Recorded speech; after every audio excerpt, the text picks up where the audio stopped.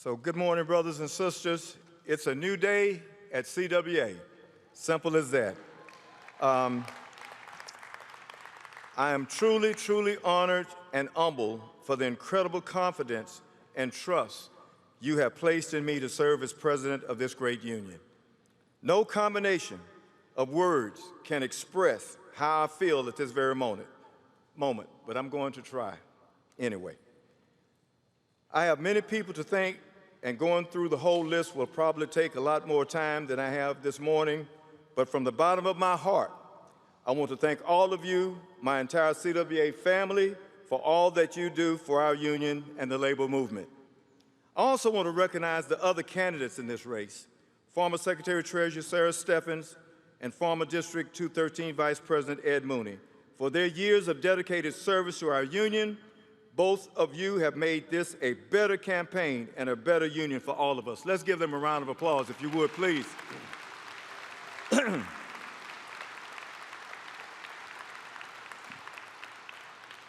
want to take a moment to recognize and congratulate our newest Secretary-Treasurer, Amina Salam. Please give her a round of applause also, please.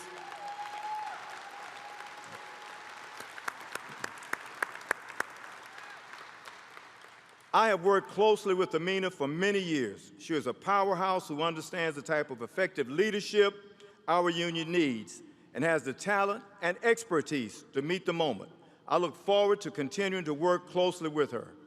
Of course, I also want to give a special thanks to my predecessor again, Chris Shelton, for his outstanding leadership and commitment to CWA, as well as his friendship and support, which I will continue to rely on as I embark on this incredible task of leading our great union. Not only has he steadfastly served our union for more than 50 decades, but he has also graced and honored his role as president. He deserves our heartfelt gratitude. I ask you all again to join me in applauding our former president, Chris Shelton, and his lifetime of service to our great union, the labor movement, and all workers.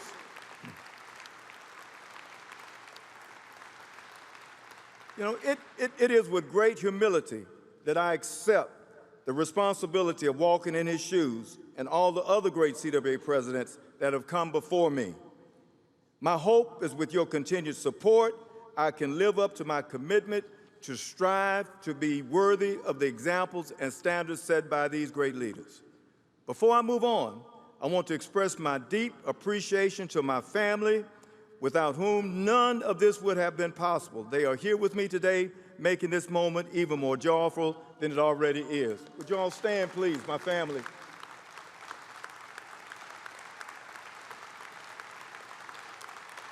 Thank you.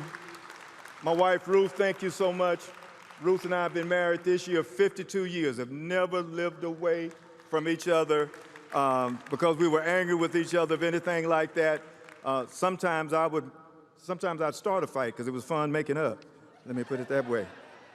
And then where's my assistant campaign manager over there? Mila. Most of you have seen Mila a lot on my Facebook page. That's my great-grandbaby, Mila, that Laura is holding there. You know, when I began this journey nearly 4 decades ago in Houston, Texas, by following in my father's footsteps in CWA, I never dreamed that I would have the chance to be standing here as the first black president of CWA.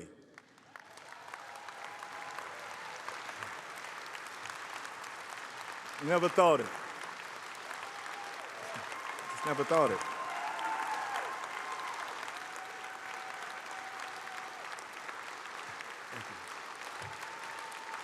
Thank you. Thank you. Thank you. You know, there were times when I would interview and I would see some, and folks, you know, some would say to me, well, Claude, you know, what do you think? You know, what about the way you look in running for president? And I said, well, I got up this morning, and I looked in the mirror, and I said, hell, I didn't like the way I looked either. But I looked a lot better 30 years ago, but I couldn't do anything else about me, you know, just that. So it would be a lie to say this journey has been easy, but through it all, my commitment to our union and to all of our members has never wavered, because CWA is my home. To it, I owe everything, And with every ounce of my being, I will continue to fight to protect and advance the values that make us who we are. Our values of unity and solidarity are the foundation of our strength as a union, which is why at this very moment, we all have to commit to coming together as one union, one family, and together fight for what we collectively believe in.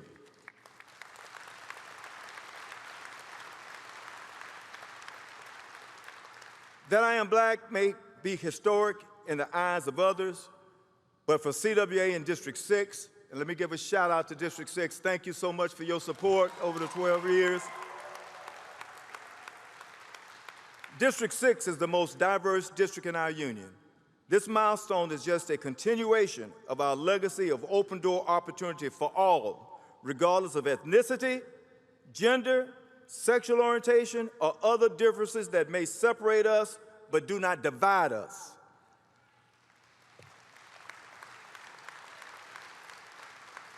Throughout my career at CWA and the last few years as co-chair of the CWA Human Rights Department with Carl Kennebrew, give Carl a round of applause if you would, please.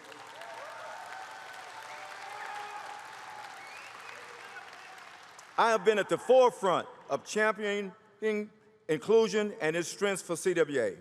At a time when the country and even our union is fractured, we must focus on what we can accomplish together. We can and will build CWA as even more powerful advocate for workers' rights, and unity is a key. With my record of proven effective leadership, I am ready, willing, and able to bring this union into a new era of trust and transparency.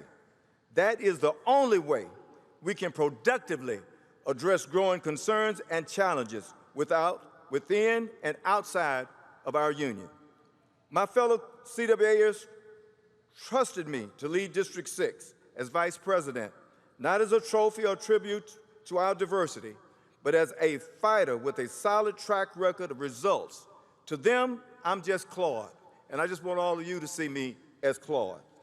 They know I don't merely talk about the changes we need, but I will fight to make them happen. And that is the spirit and commitment I will bring to my new role. Both as a member and a CWA leader, I've been in the trenches, from picket lines to politicians' offices, from visiting sites of worker injustice to pushing for policies to correct them. I will never, let me say this again, I will never back down from a fight. And the door to my office will always be open. This is our union, and your stake in our success will always be as great as mine. Throughout my campaign, I've shared much of my personal CWA story, starting with my father's fight many years ago to have union meetings on the same night as others. He succeeded against many odds at that time, and this opened my eyes to what was possible when you cared enough to want to make a difference and were willing to fight to make it happen. It changed everything for me, for my family, and all of us. We officially became a union family. As a new CWA member myself, and you'll all have heard this story, I was shocked to learn that female secretaries were disrespected by being required to have lunch and breaks in the women's restroom. I not only fought to give them a proper place to eat, but ran for my first leadership position in Local 6222. Why? Not to put the name of Claude Cummings on the map, but to use the office to promote change on a larger scale. In each successive position, from member to president in Houston to vice president of District 6, it was never about me or to simply break barriers. It was to continue to bring my fighting spirit to bear on issues, big or small, that affected the entire membership. Through the years, we've taken on resistance from empowering workers at tech giants such as Apple to form a union, to protecting the rights of airline workers, passenger service workers, call center workers that were treated inhumanely by a government contractor, no less. We have fought to advance the rights of public sector workers, education workers, healthcare workers, and every day we fight tooth and nail against the telecom giants' corporate greed. And while I'm mentioning telecom, I've already talked to AT&T management this morning, and they're getting a schedule together so we can meet with Stanky and the rest of the senior vice presidents to meet about issues that are important to us. And we're bringing the VPs into those meetings so we can lay out to them what we're not going to do moving forward if they want us to help us in the regulatory and legislative arena. We're not going to continue to help them, and they don't give us jobs in the bargaining unit. Simple as that.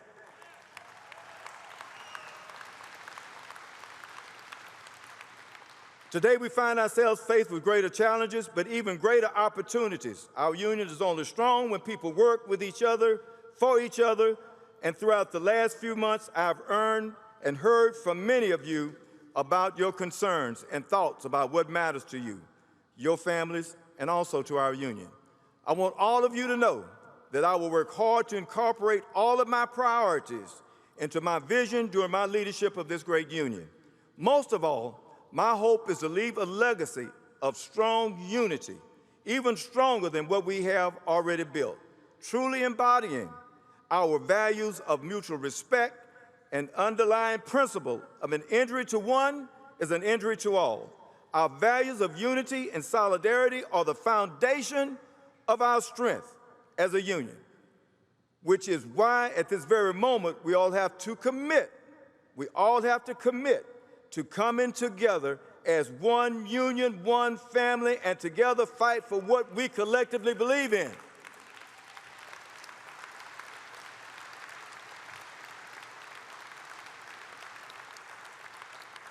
That will allow all of us to meet our challenges wherever and however they may come, and never, never forget that we cannot, should not, and will not give up the fight.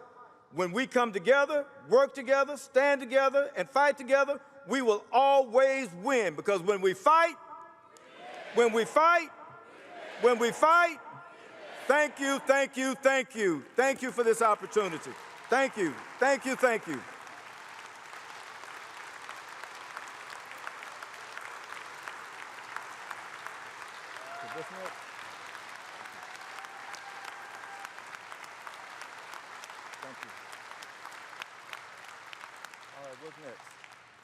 And the next thing is this. I want to make sure that all of the staff know this. And, you know, I mentioned unity in my remarks. Let me make sure that the vice presidents, sectors, members, officers, all of you know. Makes no difference if you did not support me or endorse me. The slate is clean, and we move forward. There will be no vindictive behavior. There will be no retribution. I don't even know. Don't even walk up to me and say, Claude, I didn't support you, but I don't even want to know that. We move forward together in unity. No vindictive behavior. No one will be punished. We are one. We're going to love each other. That behavior is not going to exist in this union. It's not. It's not. It's not.